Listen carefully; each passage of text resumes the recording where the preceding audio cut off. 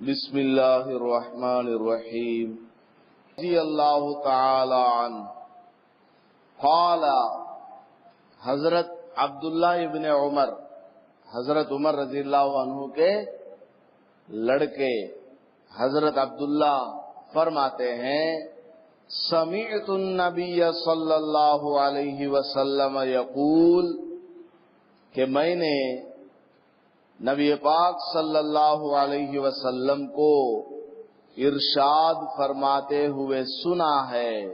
کیا سنا ہے؟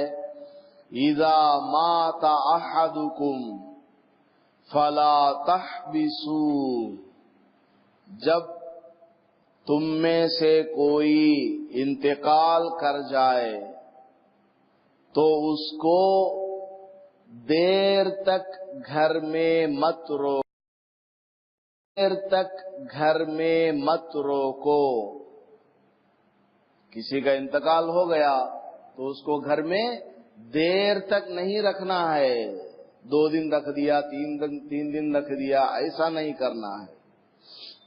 یہ ساری باتیں پہلے آ گئی۔ وَأَسْرِعُوا بِهِ إِلَىٰ قَبْرِهِ، اور قبر تک پہنچانے میں اور دفن کرنے میں سرعت سے کام لو، جلدی کرو۔ وہ اللہ کی ایک امانت ہے ہمارے پاس، جو فرائض ہیں، غسل دینا، کفن دینا، نماز جنازہ ادا کرنا اور اس کو لے جانا، یہ سب کر کے جلدی لے جاؤ قبرستان، اور پھر دفن کر دیا۔ اب کیا کرنا ہے؟ وَيُقْرَأُ عِنْدَ رَأْسِ البقرہ، اور اس کے سرہانے پر کھڑے ہو کر سورہ بقرہ کی ابتدائی آیتیں پڑھو۔ فاتحۃ البقرہ کا مطلب ہے سورہ بقرہ، الف لام میم، اس کے جو شروع کے آیات ہیں ہم المفلحون تک پڑھنا چاہیے۔ الف لام میم ذالک الکتاب لا ریب فیہ ھدی للمتقین الذین یؤمنون بالغیب ویقیمون الصلاة ومما رزقناہم ینفقون والذین یؤمنون بما انزل الیک وما انزل من قبلک وبالآخرۃ ھم یوقنون اولئک علی ھدی من ربہم۔ یہاں تک پڑھنا ہے۔ کہاں پر کھڑے ہو کر؟ سرہانے کھڑے ہو کر اس کو پڑھنا ہے۔ وَعِنْدَ رِجْلَيْهِ بِخَاتِمَةِ الْبَقَرَةِ، پھر اس کے پیروں کے پاس کھڑے ہو کر سورہ بقرہ ہی کی آخری آیات کو پڑھنا ہے۔ سورہ بقرہ قرآن کریم میں سب سے بڑی سورت ہے، سب سے بڑی اگر کوئی سورت ہے تو سورہ بقرہ۔ 2.5 پارے کی یہ سورت ہے، 2.5 پارے، 50 پیجز، 50 پیج کی یہ سورت ہے۔ اور ایک صحابی نے اس سورت کو، جنگ کا موقع آیا، حضور صلی اللہ علیہ وسلم نے کسی کو اس میں امیر بنانا تھا، جو لشکر کو لے کر آگے بڑھے، سارے کام کو انجام دے۔ اب آپ نے انتخاب کرنا چاہا تو اسی آدمی سے پوچھا کہ تم قرآن کتنا جانتے ہو؟ تو اس صحابی نے عرض کیا، یا رسول اللہ مجھے سورہ بقرہ یاد ہے۔ حضور نے فرمایا، چلو تم اس لشکر کے سردار۔ تو اتنی اہمیت والی یہ سورت ہے، اعظم السورہ اس کو کہا جاتا ہے، بہت بڑی یہ سورت ہے۔ اور اسی سورت کے اندر آیت الکرسی بھی ہے، طلاق کے احکام ہے، زکوٰۃ کے احکام ہے، بے شمار احکام ہے۔ خیر، تو اس سورت کے ہے آمن الرسول بما انزل الیہ من ربہ والمؤمنون انصرنا علی القوم الکافرین، یہاں تک پڑھنا۔ بہت شاندار یہ سب آیتیں ہیں اور دعائیں ہیں، بہت اچھی اچھی دعائیں ہیں اس میں۔ تو سرہانے کے پاس کھڑے ہو کر سورہ بقرہ کی ابتدائی آیات پڑھنا ہے، ختم ہو گیا پھر پیروں کے پاس آ جائیں تو وہاں پر کھڑے ہو کر سورہ بقرہ کی آخری کی آیتوں کو پڑھنا چاہیے۔ یہ حضرت عبداللہ ابن عمر رضی اللہ تعالیٰ عنہ نے روایت کر کے فرمایا ہے کہ نبی پاک صلی اللہ علیہ وسلم سے ہم نے یہ پڑھنا سنا ہے، یہ پڑھنے کا حکم فرماتے ہوئے ہم نے سنا ہے۔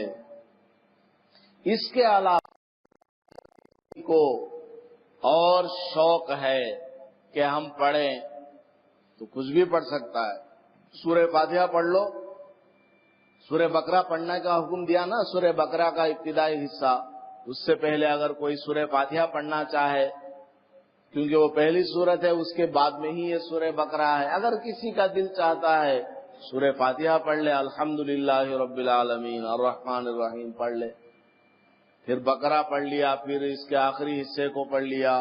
اگر کسی کا دل چاہ رہا ہے قل هو اللہ احد 3 مرتبہ پڑھ لے، کیونکہ قل هو اللہ احد سورہ اخلاص، اس کو 3 مرتبہ جو آدمی پڑھے گا ایک قرآن پڑھنے کا اس کو ثواب ملے گا۔ اب وہاں کھڑے کھڑے خاموش کیوں رہنا ہے؟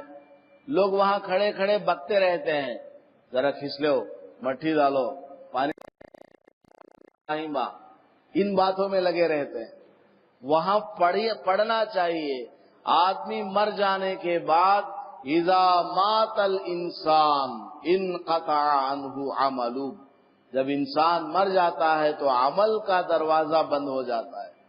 اب وہ ایک سبحان اللہ نہیں بول سکتا، ایک لا الہ الا اللہ نہیں بول سکتا، ایک ایک کلمے کا، ایک ایک لفظ کا، ایک ایک نیکی کا بیچارہ وہ میت محتاج ہے۔ تو وہاں پر 20 آدمی، 30 آدمی، 50 آدمی، 1000 آدمی دفن کرنے کے لیے جاتے ہیں۔ اگر یہ سارے مل کر 3 بار صرف قرآن شریف کی چھوٹی سی سورت سورہ اخلاص کو پڑھ کر کے بخش دیں گے، کتنا اس کو ثواب ملے گا کہ نہیں ملے گا؟ تو اگر کسی کا دل چاہتا ہے تو وہ پڑھ لے، قرآن شریف وغیرہ پڑھ لیا تو اب اس کے بعد اللہ سے مغفرت کی دعا مانگنا ہے۔ اللہ سے میت کی مغفرت کے لیے ایک تو نماز جنازہ میں دعا مانگی ہے، نماز جنازہ یہ دعا ہے اللہم اغفر لحینا و میتنا و غائبنا و شاہدنا، نماز جنازہ میں مغفرت کی دعا مانگی ہے۔ اب اس کے بعد فوراً قبرستان لے جائیں گے، نماز جنازہ کے بعد دعا نہیں ہے، سنت نہیں ہے، بلکہ اس کو جلدی قبرستان لے جاؤ اور وہاں دفن کرنے کے بعد دیکھو یہ سب پڑھو، قرآن کی یہ سورتیں پڑھو، اس کے بعد دعا مانگو۔ تو وہاں پر دعا مانگنا چاہیے سب مل کر، اور اپنی موت کو یاد کر کے دعا کرنی چاہیے کہ میں اپنے بھائی کو یہاں دفن، مجھے بھی ایک دن مر کے یہیں آ جانا ہے۔ آج جس طرح میرا یہ بھائی قبر میں جا کر ایک ایک نیکی کا محتاج ہے، کل میری موت آ جائے گی تو میں بھی ایک ایک نیکی کا محتاج بن جاؤں گا، مجھ کو بھی ضرورت پڑے گی قبر میں ایک ایک نیکی کی۔ چلو میں دعا کرتا ہوں اس میت کی مغفرت کے لیے تاکہ اس کا ثواب، میری دعا کرنے کا ثواب اس میت کو چلا جائے، اللہ خوش ہو جائے، تو جب میں مر جاؤں گا تو میرے لیے کوئی دوسرا کھڑا ہوگا اور دعا کرے گا۔ کما تدین تدان، جیسا تم کرو گے ویسا ہی تمہارے ساتھ معاملہ کیا جائے گا۔ اگر آج ہم نے دوسروں کی مغفرت کے لیے دعا مانگی تو کل ہماری موت کے بعد آپ ہی کے دعا مانگے، کوئی نیک آدمی آپ کے لیے دعا کرے۔ آج ہم نے کسی کے لیے دعا نہیں مانگی، کسی کے لیے کچھ پڑھ کے نہیں بخشا، تو کیسے امید کی جا سکتی ہے کہ ہمارے لیے کوئی کچھ کر دے؟ نہیں کی جا سکتی ہے۔ انسان زندگی میں جیسا عمل کرتا ہے اس کے موت کے بعد ویسا ہی اس کے ساتھ معاملہ ہوگا۔ اس لیے میت کے لیے خوب دعا کرنی چاہیے وہاں پر، اور قبر کے پاس کھڑے ہو کر دعا مانگنا چاہیے۔